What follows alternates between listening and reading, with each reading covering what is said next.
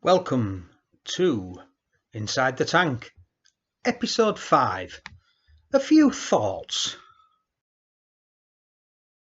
I was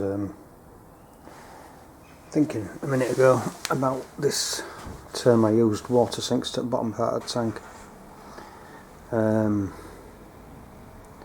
Don't know how many of you out there are aware of this, but you do get condensation in fuel tanks, especially when a bike's outside on a hot day and then you take it inside to a garage. Things like that, temperature differences, you end up with condensation on the inside of the tank. And obviously we mentioned about the damage that's been done to this tank by water. But basically what happens is any condensation on the inside of the tank over a period of years, especially if the bike's, you've been in a position where the bike's been left outside under a sheet over winter, or it's been laid up for a period of time. I think this particular tank's been at its worst because this bike's been left on its side stand. So this side of the tank was a lot worse than the right hand side of the tank. But anyway, back to the plot. This moisture obviously has to go somewhere and gravity takes over.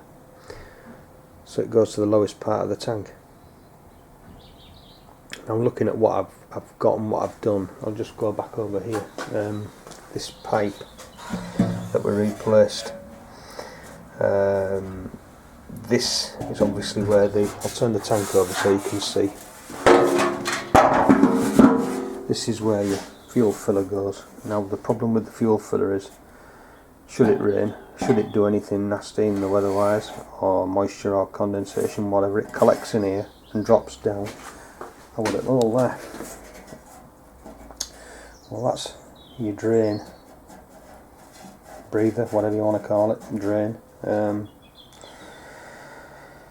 can't think of a technical term for it, but anyway, it's a pipe that goes from there and it comes out of the back of the tank. There.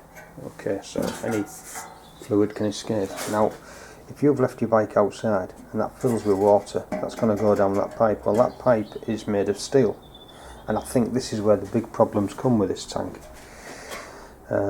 It's made of steel and it's got corrosion holes in it, so that's how the tank's managed to fill with quite such a large volume of water, because you don't get a large volume of water in fuel tanks normally. You do get a small amount, but you don't get a large amount. I think these problems are going to be maybe exacerbated or maybe brought to the fore with this new ethanol fuel, because ethanol loves water, but we'll see about that. Time will tell. But yeah, so I think this being left uncovered, out in bad weather, water goes down the hole, pipe's got a hole in it, tank fills with water. It did have fuel in it when I got it, but obviously that fuel sits above the water line. So yeah. So anyway, that was just a little insight for you. I don't want anybody out there to think that fuel tanks do fill with water, because they don't normally, if you look after your bike and keep it in a garage or keep it under cover. But obviously bikes that are laid up, this becomes a more inherent problem. Anybody got anything to add to that? That's great. See it right. Please do comment in the comments. But yeah. Thank you.